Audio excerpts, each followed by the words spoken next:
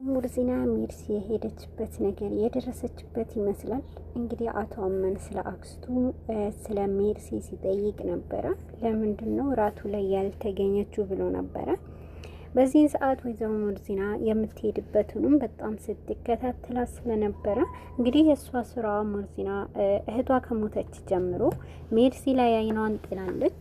አይኗን እሷ ላይ ነው። በተለይ ደግሞ ከእህቴ ሞት ጀርባ የእሱ እጅ አለበት ብላ ነው የምታስበው። እንግዲህ ወይዘሮ ሙርዚና የምትፈልገው አሁን ላይ ሜርሲን የምትይዝበት መንገድ፣ ሜርሲ ከማን ጋር ተባብራ ነው እሷንን የሚይዝበት መንገድ ብላት እየተጓዘች ትገኛለች። እንግዲህ ባዚማ እንዳሰበችውም ሆኖላታል።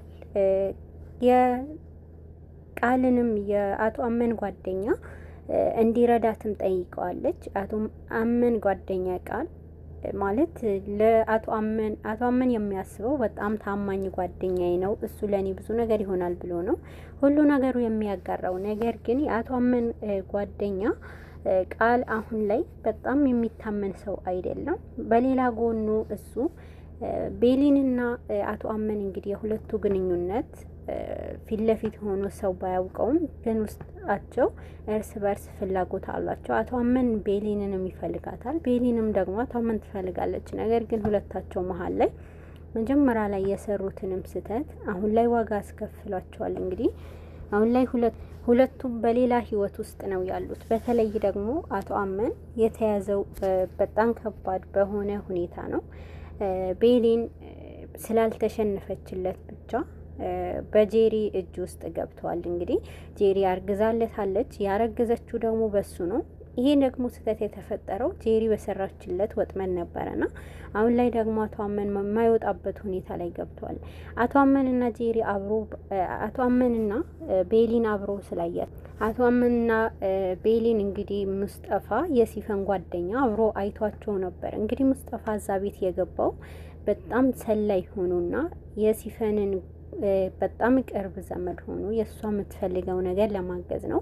እናም ተደብቆ እንደሚታስ ማንም ሰው አለ ብሎ በማያስብበት መንገድ ላይ ነበረ አቶ አመን ከቤሊን ጋር ሲለያይ በድንጋጤ ወደ እሱ ፊቱ እንዲያዞር ያደረገው አቶ አመን በዚህን ሰዓት ኬት የመጣህ ሰው ነው ብሎት ነበረ። በዚህ ጊዜ መልሱ የሲፈን ዘመድ እንደነበረ ነው የጠየቀው። የሲፈን ዘመድ አሁን ላይ አቶ አመን አልጠበቀም ነበረ በዚህን መልኩ። ነገር ግን ሙስጠፋም ወደነ አቶ አመን ቤት ሲፈን ተከትሎ በመጣ ሰዓት ይሄ ነገር በጭራሽ ይገጥመኛል ብሎም አላት። እንግዲህ ወደነ ሲፈን ቤት ከመጣ በኋላ በጣም ከባድ የሆነ ነገር አግኝተዋል። ከጄሪ ጋር በጣም የሚተዋወቁ ፍቅረኛሞች ስለነበሩ አሁን ላይ ሙስጠፋ ሄዳለች። ጄሪ ወደ ሙስጠፋ ወደ ሳሎን በምትገባበት ሰዓት ያየችው ነገር በጭራሽ ከባድ ነበረ። ፊት ለፊቷ ያገኘችው በጣም የሚወዳትና ከዛ በፊት ለሷ ብሎ ብዙ ዋጋ የከፈለው ሙስጠፋ ነበረ ፊት ለፊቷ ላይ ያገኘችው። በዚህን ሰዓት በጣም ደንግጣለች። ሁለቱም በዚህን አጋጣሚ እንገናኛለን ብለው ባላሰቡበት መንገድ ነበረ የተገናኙት። ነገር ግን እሱን ካየች በኋላ በጣም ተለዋውጣ ነበረ። ወደ ክፍሏን ገብታ በጣም ስታለቅስ ነበረ። ጄሪ እንግዲህ የጄሪ አስለቀሳት ነገር በጣም ከባድ ነበረ።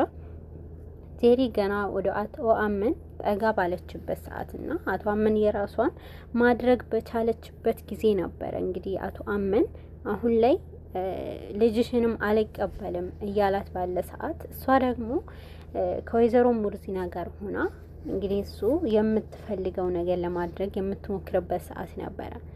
አሁን ላይ ሙስጠፋ ሲመጣ ህይወቷ ሙሉ ምስቅልቅል አድርጎታል።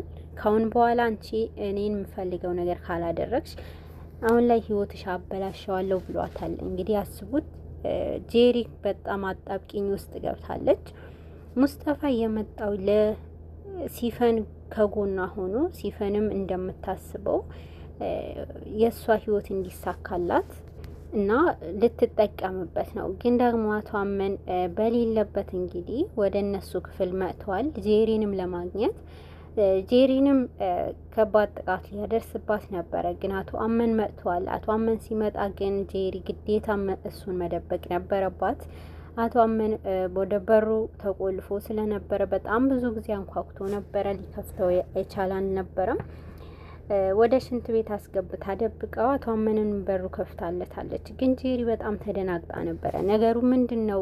በዚህ ሰዓት እንዴት መጣክ? እንዴት ትመጣለክ? እያለች ነበረ ስትናገረው ነበረው። እንግዲህ በገዛ ቤቱ በጣም ስትንተባተብበት ነበረ። በዚህ ሰዓት በጣም ደንግጧል። ምንድነው የምትዩ? እኔ እኮ ይሄ ቤት የራሴ ነው ብሏት ነበረና በዚህ መሀል የእሷ ፍራቻዋ ሙስጠፋ ውስጥ ላይ ስለደበቀች በጣም ፈርታ ነበረ።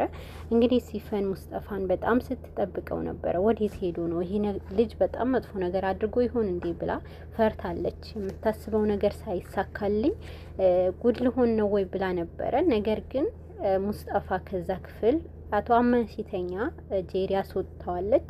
ወደ ሲፈን ሲሄድ አንድ ማድረግ የነበረብኝ ነገር ነበረ ብሎ ነው የተናገራት።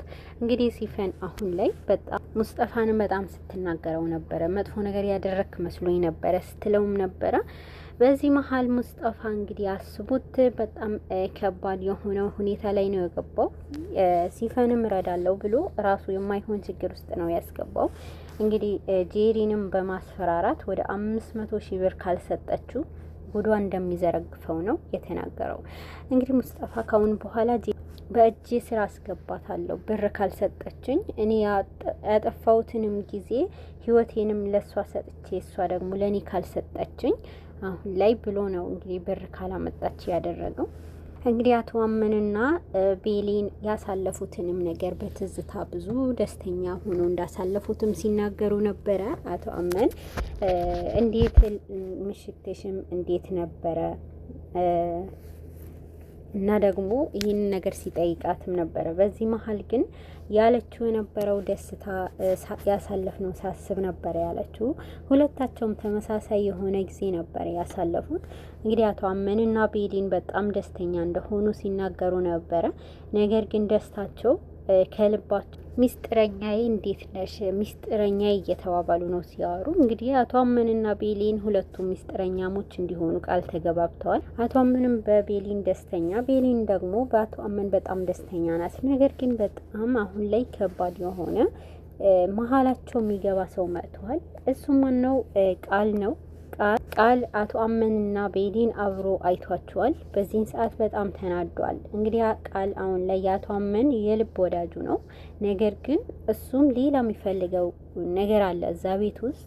የአቶ አመንን የሚፈልገው እሱን ለማጣል የሚፈልግ ነው የሚመስለው። የሁለቱ መገናኘታቸው ለምን ብሎ ጠይቋል። ሁለቱ መገናኘታቸው ጥያቄ ፈጥሮበታል። እንግዲህ ሁለት ሴት በአንዴ እንዴት ይሆናል ብሎ በሱ ቀንቷል። እንግዲህ አሁን ላይ ቃል ቤሊንም አቆሞ ቃልም ሲጠይቃት ነበረ። ምን ታደርጊያለሽ ከባለ ትዳር ወንድ ጋር እዚህ ጋር ብሎ ጠይቋታል። እና ምንም እያደረግኩ እንዳልነበረ ነበረ የነገረችው። እናም አሁን ላይ ያለፍኩ ስለነበረ ለዛ ነው የቆም ነው ብላ ትነግረዋለች። ግን እሱ አላመነበትም። ይሄ ነገር አይደለም ብሎ ነው የተናገረው። እና ከዚህ ቤት አንቺ ለምንድን ነው በዚህ ውበትሽ ለምን እዚህ ቤት ትቀመጫለሽ ብሏታል። እንግዲህ እሱ እኮ ባለ ትዳር ነው የሚል ነገር ነበር የተናገረው። እንግዲህ ቤሊንም በተቃራኒ እኔ አንቺን ማስደሰት እችላለሁ ብሏታል። እኔ አንቺን አስደስቼሽ አኖርሻለሁና ከአቶ አመን ራቂ ላስወጣሽ ከዚህ ቤት ብሏታል። ቃል እንግዲህ የአቶ አመን በጣም የልብ ወዳጅ ሆኖ አሁን ላይ አቶ አመንን ማስከፋት የሚፈልግ ጓደኛው ነው።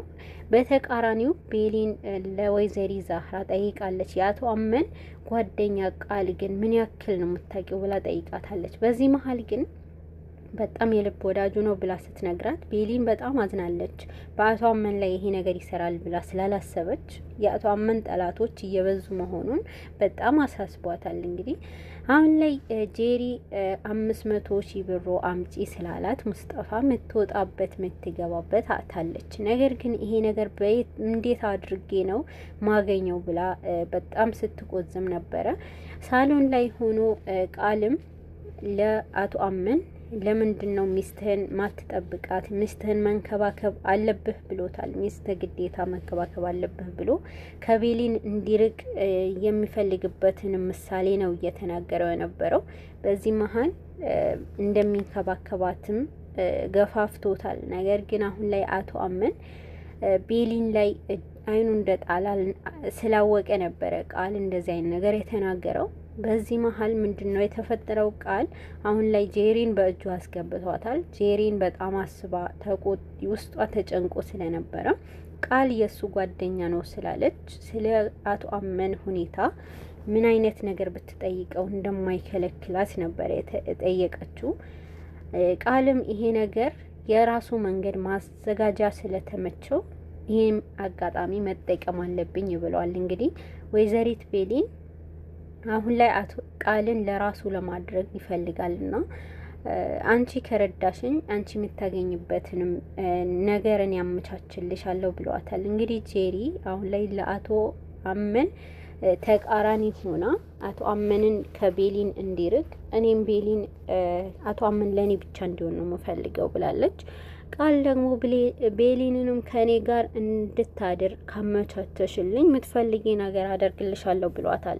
በዚህ ሰዓት አሁን ላይ ቤሊን በጄሪ ወጥመድ ውስጥ ልትገባ ነው። ጄሪ የፈለገችው ነገር ለማድረግ እንግዲህ ወይዘሮ ሰማልም እንደገደለቻት የቤሊንም ህይወት ለማበላሸት ቆርጣ ተነስታለች።